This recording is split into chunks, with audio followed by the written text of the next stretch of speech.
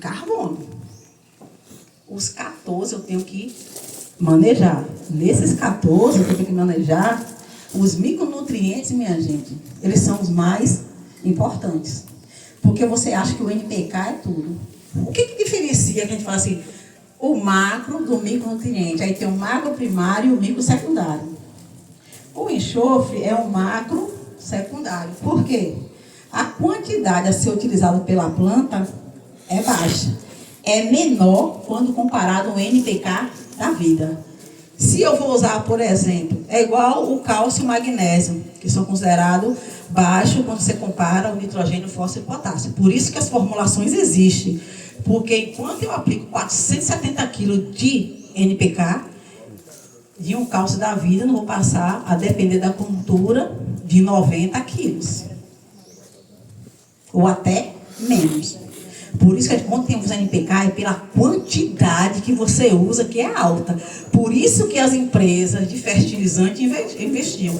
Não é porque eles são melhores do que os outros. É porque vai usar em maior quantidade. Se eu vendo em maior quantidade, diga aí, rural, eu vou vender que tem maior quantidade. Em menor quantidade, que vai usar pouco, então eu não vou fazer meu investimento. A diferença comercial é essa, mas todos são importantes. O problema é que isso virou uma verdade absoluta dentro dos produtores, porque isso é vício cultural. E vício cultural é a coisa mais difícil de a gente quebrar. Do cara achar que NPK é suficiente para fazer uma produção. Eu conheço áreas de sequeiro que o pessoal faz NPK e diz que a planta vai produzir normal de boa. E não faz mais nada. Aí o cara quer tirar 30, 40 toneladas, e o cara do vizinho tira 60. Aí por que você tirei 30 e fiz a mesma coisa que você fez? Será que você fez? Você não fez, meu amigo.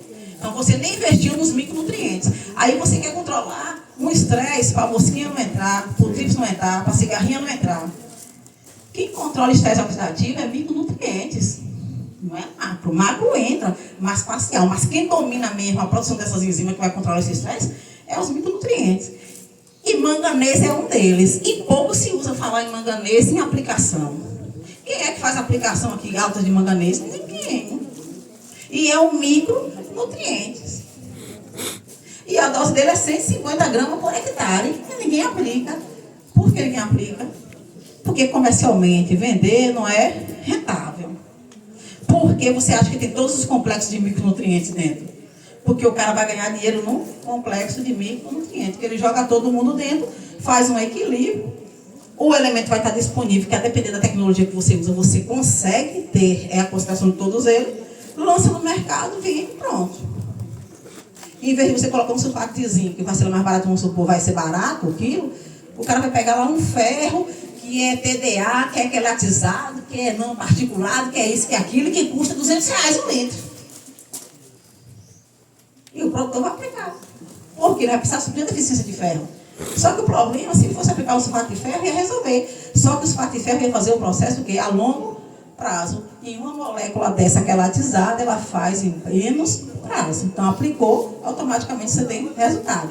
O pessoal da rural aí sabe. Não adianta o cara me dizer que vai fazer uma aplicação foliar e que ele não vai ver o resultado. Obrigatoriamente, quando você faz uma aplicação foliar, é no máximo 7 dias depois, sua planta tem que responder. Se ela não respondeu a primeira aplicação, ou foi feito errado, ou o pH não foi ajustado, ou o produto, infelizmente, para a cultura, para aquela fase, não funciona. Tem que ser para outra fase, para outra demanda. É por isso que muitas vezes tem erro, que o pessoal fala assim, é um produtaço e o cara queimou o produto porque colocou no momento errado, na hora errada, na dose errada. Eu não vou coisa muito não, gente, por causa do almoço. Eu sei que vocês estão com fome. Melhor absorção, por isso, ó, enxofre. Olha que eu vou mexer. Boro, zinco, ferro e manganês. Eu falei o que agora? Os micronutrientes estão indo no controle do estresse. Vou falar. Mas eu vou falar. Ele tem uma parte só deles, que é na questão da rota dos aminoácidos. Vamos lá. O enxofre, ele mexe em 3 aminoácidos específicos. Só que essa cinestina aqui, por exemplo, tem uma cinetina, a cisteína, a metionina e a cinetina. Só que a cinetina, ela é um derivado dessa danada aqui. Porque comercialmente hoje a gente só tem 20 aminoácidos descobertos até hoje. Não é que a planta não tenha mais não, gente, ela tem muito mais. Só que a pesquisa só conseguiu identificar 20. E hoje o que a gente usa comercialmente, você vê, eu tenho uma formulação de aminoácido, 18 aminoácidos. Aí tem outra questão que é muito importante. Quando o pessoal vai fazer o aminoácido, aí eu tenho empresa A, empresa B, empresa C, D e E. Vamos pegar aqui, só 5, né? Tem muito mais. Aí essa aqui fala, o meu é aminoácido, o meu aminoácido, o meu aminoácido. O meu tem uns 20 aminoácidos. Todo mundo tem 20 aminoácidos. Aí o amigo da Rural vai lá e fala, não, pode ver esse aqui é bom, está composto de aminoácido, está disponível, vai complexar, vai fazer a sua planta melhorar a absorção de nutrientes, controlar o estresse, sistema de defesa, a doença não vai entrar. Tá, tudo que ele está falando está correto. A única coisa que ele esqueceu de observar é qual é o aminoácido que eu tenho maior concentração. Aqui na água mineral eu tenho a composição, não tem onde todos os sais estão presentes a concentração. A mesma coisa é o aminoácido. Aí o cara chega na fonte de aminoácido e fala, olha, meu aminoácido tem 15% de ácido glutâmico. Aí eu vou aplicar ácido glutâmico, que é percussor de todos os aminoácidos, em uma fase de frutificação, de floração. Vai acontecer o que com minha lavoura? Eu vou abortar tudo, porque a primeira coisa que o ácido glutâmico vai chamar é nitrogênio. Por isso que ele é percussor de todos os outros aminoácidos. Por isso que você tem que ter o cuidado de saber qual é o aminoácido que está em maior concentração no seu produto. É a glicina, é a prolina, é a metionina, é a cisteína, é a quilinanina, é o triptofano, é a tirosina, é a valina. Então você tem que saber, é a glicina que está ali. Então você tem que saber qual é o aminoácido que tem maior concentração e qual é a finalidade desse aminoácido dentro da planta. Porque na época que lançou logo a aplicação de aminoácido, deu um surto, todo mundo queria aplicar e estava tendo área vegetativa e a planta não conseguia produzir, porque a gente não sabia quem era a composição. E o único elemento que trabalha essa síntese justamente são dois, é o molibdênio e o nitrogênio. E o único elemento capaz de barrar um excesso de nitrogênio numa planta chama-se molibdênio. E a dose que a planta precisa dele é 0,01 miligramas. E ninguém aplica.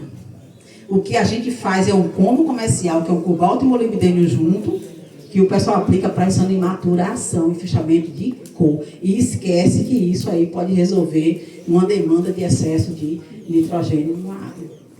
Então a gente tem que saber a finalidade do aminoácido, a composição que ele está usando.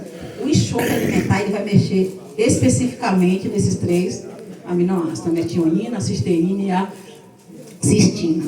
A cistina é um derivado da cisteína, mas que é um importante sinalizador de defesa da planta.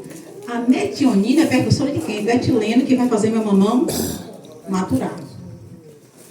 Ela vai entrar também na roda de uma estrutura que eu chamo de lignina, que é onde ela deixa o tecido intristingente e que o patógeno não consegue penetrar.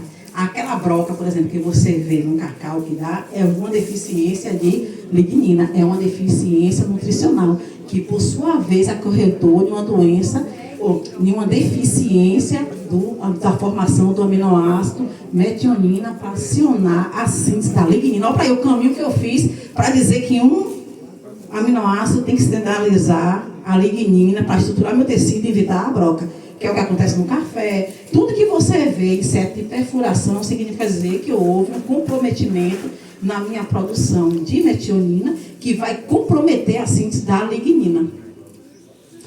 Pronto, aí todo mundo aplica ácido fúlvico no mercado, só para você entender o que é uma lignina. Todo mundo aqui aplica ácido fúlvico e único no mercado, não aplica? Todo ácido fúlvico e úmido do mercado, se for de fonte de material vegetal, é a lignina decomposta. É essa danada aí, é a madeira decomposta. É a lignina. Por isso que quando você faz umas aplicações de ácido fúlvico e úmido, você melhora a qualidade do solo, a planta dá um pum e vai embora. Porque você usou uma substância que é extremamente conhecida por ela. Então, se eu conheço, se eu reconheço, tudo é mais fácil. Então, por isso que é tão importante você fazer a aplicação de ácido fúlvico e úmico para complementar até a nossa ação do enxofre alimentar no solo. Ótimo. E essa danada aí, justamente por mexer em rota de hormônios, faz com que o quê? A planta se adapte a uma condição